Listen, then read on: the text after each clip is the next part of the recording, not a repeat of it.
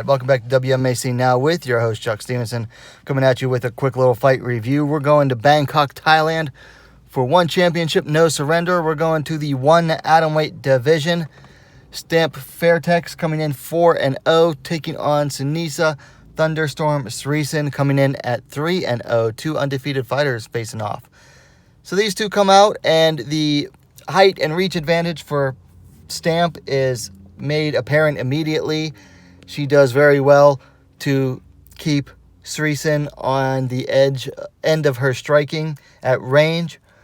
Eventually, they clinch up, and Stamp just goes to absolute work on Srisan with knees. Srisan does start to take over the clinch, though, and they're up against the ropes because they're in a ring today. And I guess Srisan was trying to, clamp her hands behind Stamp's back, and Stamp had her back very tight against the ropes, so Srisan, went around the rope with her hands, which the ref saw, and rather than just, telling her, no, don't do it, for some reason this referee's a bit of a weirdo, immediately breaks them apart and puts them back at the center, immediately giving the advantage back to Stamp, who, again, starts picking Srisan apart at range, and then they clinch, and again, Stamp just starts throwing some nasty knees. Eventually, Stamp takes her down, gets to half guard or side control. Eventually, Srisan rolls over under her stomach.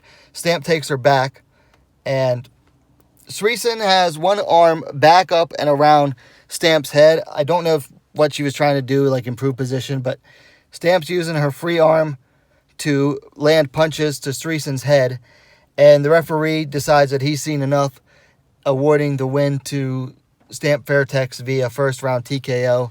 Kind of a weird stoppage. I mean, Srisan wasn't really working right at that moment, but she wasn't really in any danger of being stopped.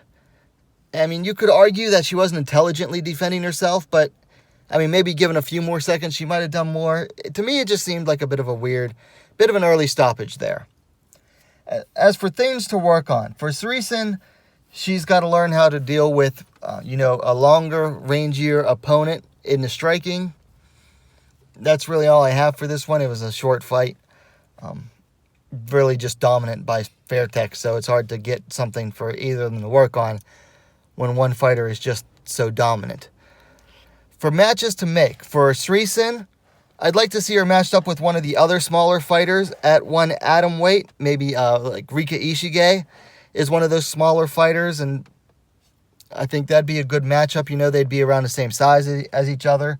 I definitely hope that one keeps, Sunisa Srisan around.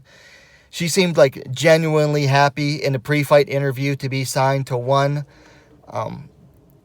Most of their fighters do, but you could tell it in her face and the way she spoke.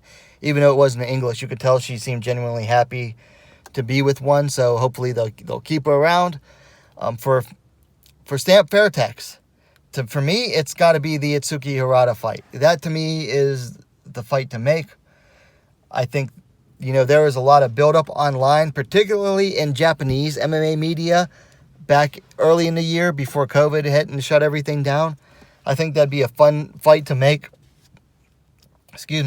Both fighters do some of their best work in the clinch. Stamp, obviously, with the striking. Hirata using the clinch to get her takedowns to her submissions. So I think that'd make for a very good clinch battle there to see who would do better.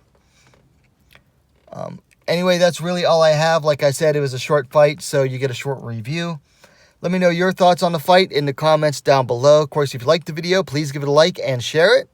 And what are you waiting for? Subscribe to WMMA Now, the most complete women's mixed martial arts dedicated platform on YouTube. Thanks for watching. We'll see you next time.